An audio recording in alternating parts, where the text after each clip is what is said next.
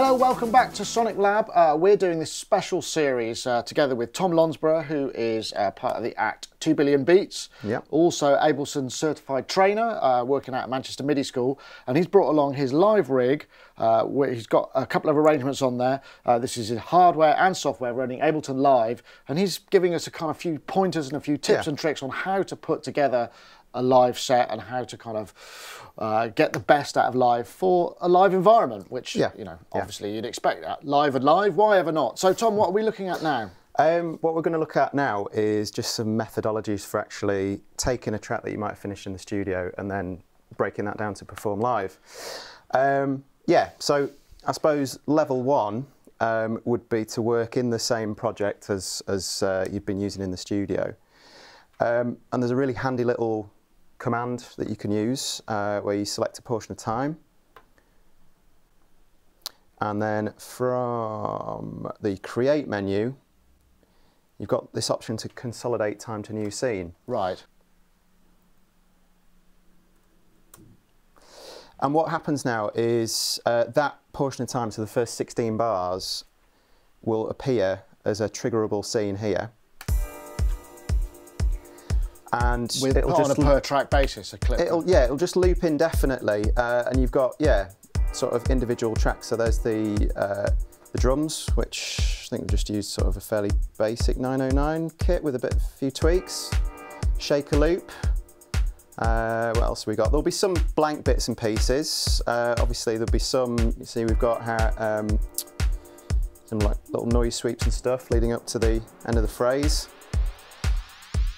What else have we got? You see it's just gone back to the start. Right, but so it's created that 16 bars in discrete tracks. Correct. Well, in the track, on the tracks that were obviously for the arrangement. Making use of the existing tracks and just creating new clips. Yeah, you notice how I've got that scene playing, and because of that, it's session view that's in focus, and the arrangement is watermarked out, which suggests that just playing from session view is playing. So I can just press the back to arrangement button here just to go back to what was recorded in the arrangement.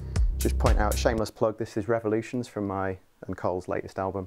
Be nice to each other. So we can just do that for any section of music. So let's take, those 16 bars, create, consolidate time to new scene. There you go, you see it drops it down. Right. Sequentially. Okay. That's one way you could do things, but in doing that, you potentially making it then harder to combine clips from other tracks which you might want to perform as well. You sort of stuck within this one session. Another way that you could do it, which is the way that sort of I do it, is I'm not too precious about making it sound exactly like what's been committed to, well, record or digital file or whatever. It's try and make it sound as live as possible. So I sort of see this as the band, and we assign certain instruments to different members of the band. Right. It's almost like doing a cover of the track, and we're also not too worried about structure. And if there's some sounds, like some acoustic sounds, like for example the shaker, or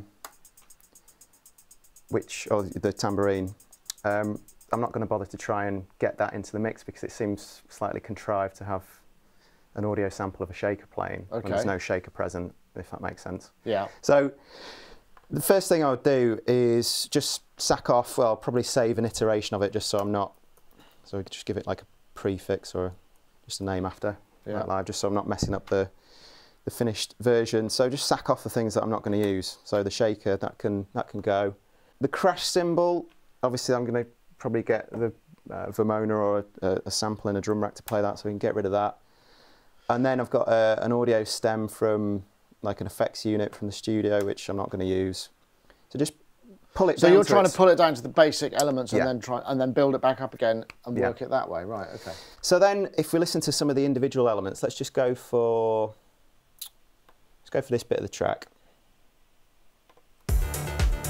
So that's sort of like the meat of the track there. It's got the most elements in there. So let's just decide, let's assign jobs. That's going to be the Vermona and any samples, you know, which might be included in the drum rack. What else have we got? We've actually got the bass, which was done by the Dave Smith anyway. Right. So that sort of works out. What else have we got? We've got this thing, which is sort of like, I suppose, the lead riff. So you could use that on one of those monos, couldn't you? And that would. Yeah, I think if we go for that, because you've got that two oscillator thing, and what we have done when we perform this live is it's quite fun to sort of mess with the pitch of the second oscillator as the first one's playing. You get sort of quite a nice squiffy feeling. So that's going to be the Moog. The other sort of lead riff, or the supporting riff, although I didn't manage to get the exact same sound, I'm not that worried. This gives a similar flavour, so we'll go for that. And then, so we're sort of left with a couple of supporting sounds. So we've got these reversey Percys, reverse noise sweeps, like that. And we've also got something that I did, I can't remember how I did it now. Is it there?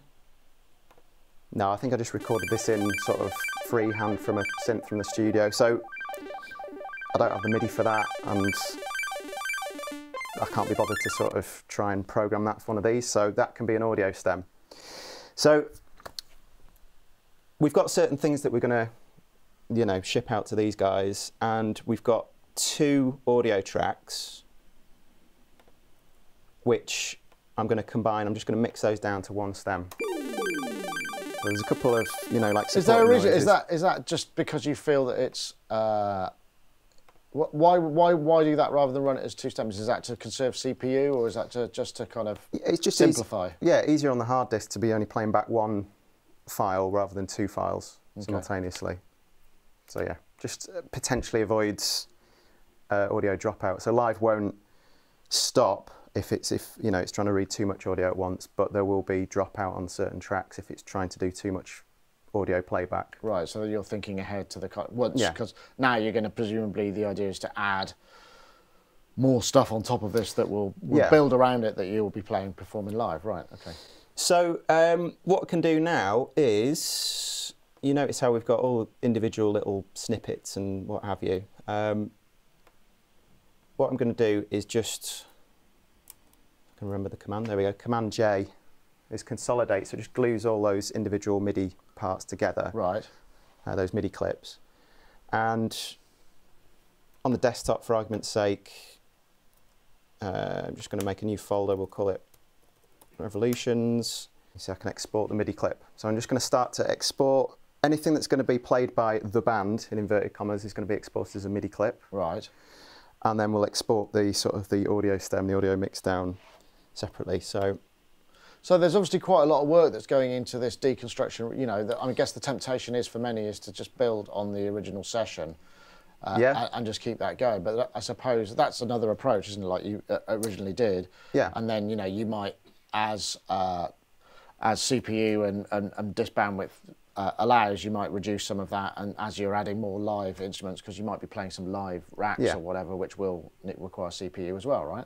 Yeah, I mean, part of the process I should have mentioned before of what we've just gone through is saying, well, the bass and the drums obviously need to be sequenced. The lead riff definitely wants to be tight with that, so that's going to be sequenced. However, the other supporting riff, I can definitely play that over the top. Right. So that's what I'm going to play in this track. The other important thing to note, rather than sort of just trying to build on build and build and build, is a lot of the nuances of the record get lost when you sort of crank it up. If you've got that little supporting twiddly noise, unless it plays a major part, just get rid of it, because otherwise it'll be lost anyway. And it's you playing it back at the expense of your computer's resources. Right. So if you just get get quite brutal and sort of focused on it. Yeah, so be brutal about it, because as long as you get the main ideas of the track across, people won't be just going, oh, is that a I mean, that sounds like it takes quite a lot of self-confidence, really. I mean, obviously we're bearing in mind there'll be a vocal on top of this as well, but I mean, because obviously you've sweated and toiled over these little parts and deliberated and what have you, and to be able to kind of step back and go, yeah, don't need that, don't need that, don't need that, and it takes a certain amount of confidence in the material to kind of go, it will still work. I guess if it doesn't, you just go, actually, we do need that. Yeah, we'll put it back in. No, exactly. So I think, during the process, as you're preparing your live set, do a recording, do a live recording and play it back in the car on the headphones or whatever, and just see, is that communicating what I want to get across? And yeah, if the answer is yes, then you're there. Yeah. So, I mean, it's still quite a lot of work. I mean, in some ways, is it more work than actually finishing the mix? To which I would answer, like, the parallel that you draw, you know, if you make a band that's guitars, bass, drums, you wouldn't just turn up to a gig and hope to be able to knock out some Jimi Hendrix covers, would you? You practice for hours and hours together in a small room, you know, and it's the same thing. It's like, it's preparing, and then the practice time maybe isn't as much as the, you know, the classic sort of band setup, but the preparation time is a lot more. Right. But like we were saying before, once it's done, it's done. And, you know, aside from a few tweaks or swapping the set around a little bit, you can then forget about that. It's all been programmed. Right. But yeah, you need to sort of have a clear idea of what you want to achieve from the outset. What are you trying to do? So, you know, the use of hardware is, I want it to sound as, for want of a better term, you know, as live and as analog as possible. Okay, so now let's just bounce out that audio stem. So I'm just going to solo both of those. I'm going to presume that they're sort of mixed okay. Yeah. You know, so now you bounce out your audio stem as well. Yeah, I'm going to keep the quality at sort of CD quality. I mean, again, it's just easier for the computer to play back a file that's got less information in it. So what you're doing is effectively preparing something for a new session. So you're starting a completely new. So what we'll do, we'll go back into the session that we were looking at in some of the other videos, and I've already got obviously tracks created for each instrument. But you know, if you were starting out fresh, because the reason you're doing this is because the way that you work as well is you have a session which is all your live tracks in one go, rather than loading individual songs. So you're exporting all of this so you can then bring this into. Yeah. And then you'll have your instruments already assigned. And, exactly. Right, so it's effectively adding data to the template, I suppose. Yeah. Right. Yeah. Okay, so we've been militant about what we're going to include in our performance of this tune. So we've got rid of everything that we don't want. We've assigned a certain instrument or track in our arrangement to a certain bit of kit here. And then anything else we've just exported as an audio stem. So all the MIDI files have been exported as well. And we've got a little folder here, which is MIDI files, combination of MIDI files and so audio stems. and MIDI stems, effectively. Yeah, right. Correct. Okay. So what we're going to do now, we'll start completely from scratch. Right, so now we're just going to create some tracks. So we need 4 MIDI tracks: drum machine, bass, tetra, strike fet. So it's Shift, Command and T. I think it's Shift, Control and T on the PC. And then an audio track for the stem, which is just Command and T. And let's just sort of bring these bits in. Oh, right, you can just literally drag the MIDI files directly. Just drag and drop them in.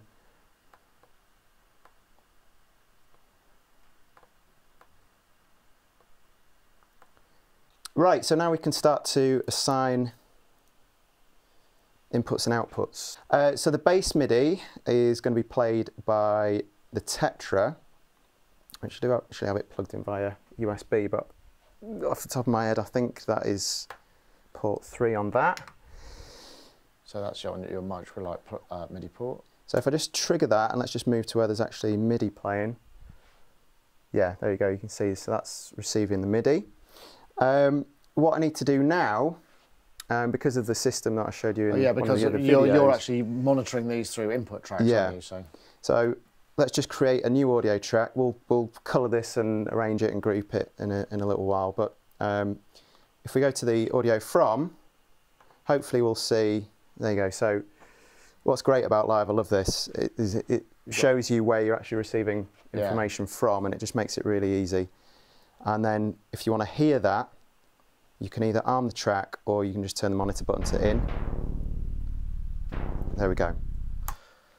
So the first thing to note is probably an octave too low. So if we just Command A, select all, Shift and up, we'll pitch it up an octave. Ah, that's handy, I didn't know that one.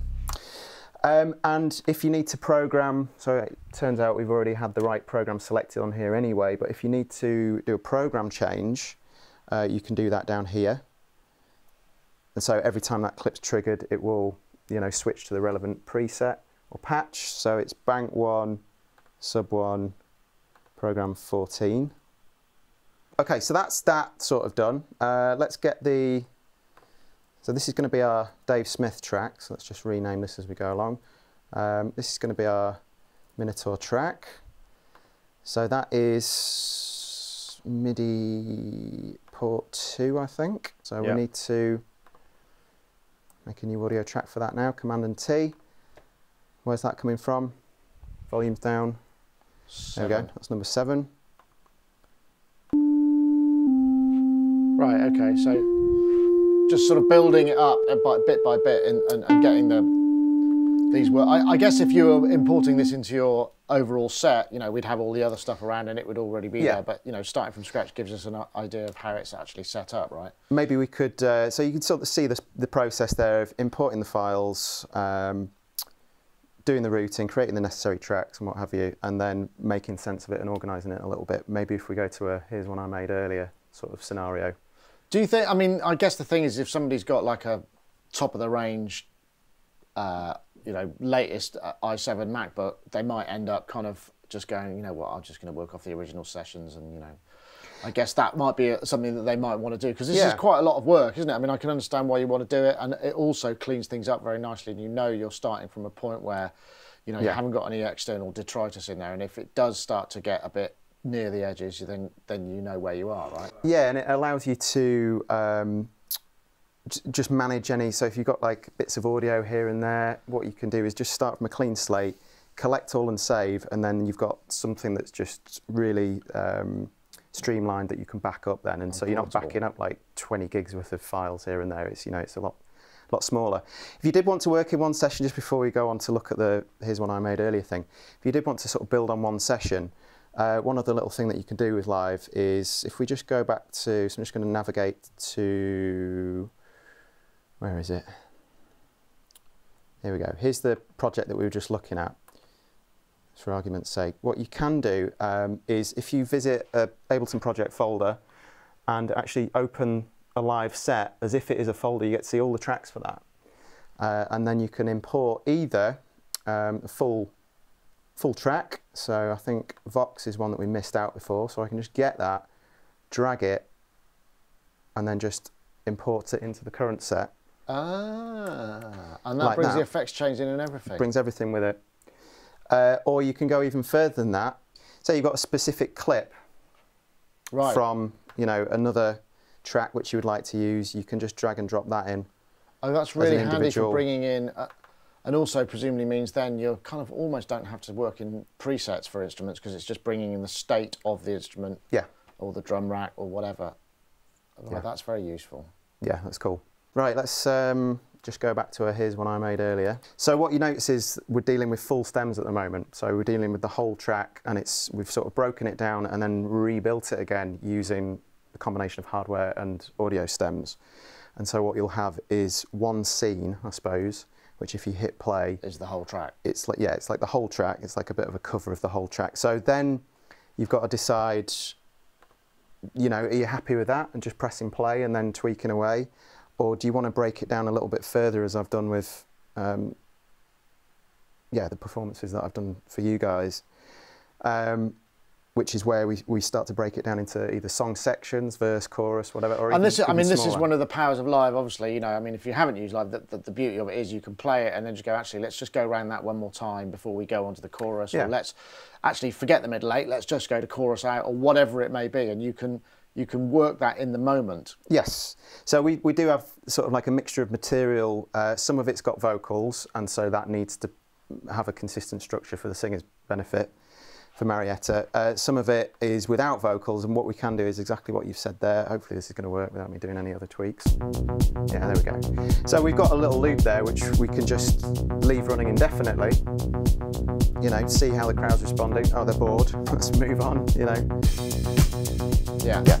So what we've got here is, we've moved it on a little bit. Here's revolutions. Here's the stems. So you can see, for argument's sake, where are we? There's the drums. So it's the drums for the entire length of the track. I want to just break it down a little bit. What you've noticed as well is, give myself little prompts and stuff in the scene title. The important one to note here is the beats per minute. So if I just call it revolutions, you notice how the launch button just remains grey. But if I put anything like 124 BPM or something like that, you see it's gone orange. So now when I trigger that scene, whatever the tempo's at, it'll snap to that new tempo. Oh, so it picks it up from the description of the scene. Oh, that's neat. So you don't actually have to program any tempo mapping or anything. You can just say... Yeah, it's pretty cool because it doesn't... I don't know whether you'd need a... You can see you can put a space there. You don't have to put a space. Can you put divisions of BPM in there as well, or is it just pure whole? I think it's just whole, but let's never say never. Let's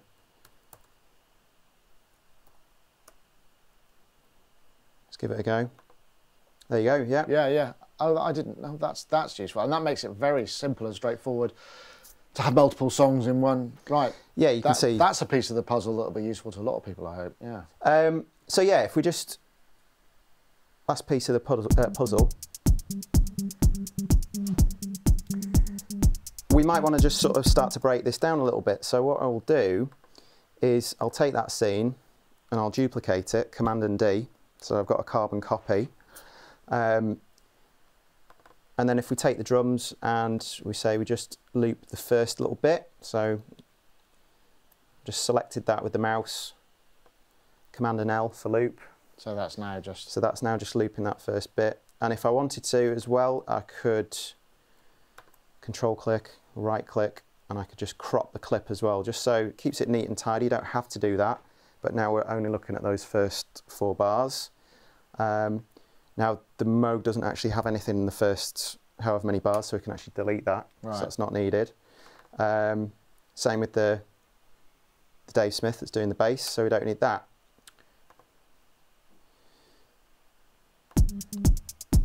So that's my first scene. Okay, so then we would maybe duplicate that again. So we're going to, we've always got at least one version of the full thing to then chop bits out of. Mm-hmm. Then we might choose to go in and, I don't know, let's say loop those 2 bars, Command L for loop. Again, these have got nothing in at that point, so let's just see what the difference is there.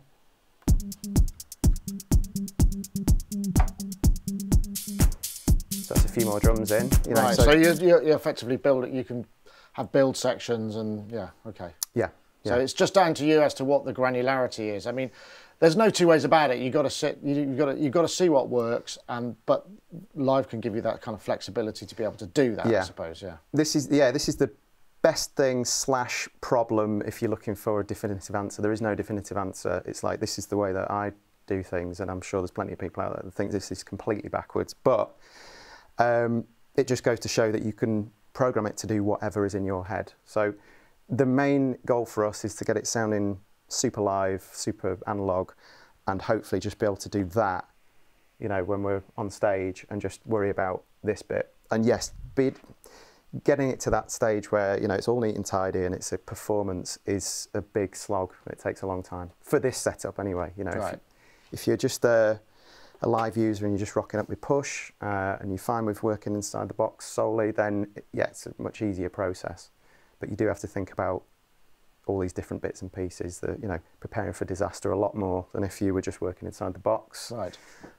MIDI routing, audio routing, and ultimately working out what it is that you want to perform. You can break it down to building your clips up from scratch, or you can hit play on a scene and just have your track play through, and that's that. You take a part that you're comfortable kind of doing live. Yeah. Tom, thank you very much again. Lots of great little nuggets of information in there. That's it for this time. Hopefully you'll get to see all of the other parts of this series. There's lots of great information in there.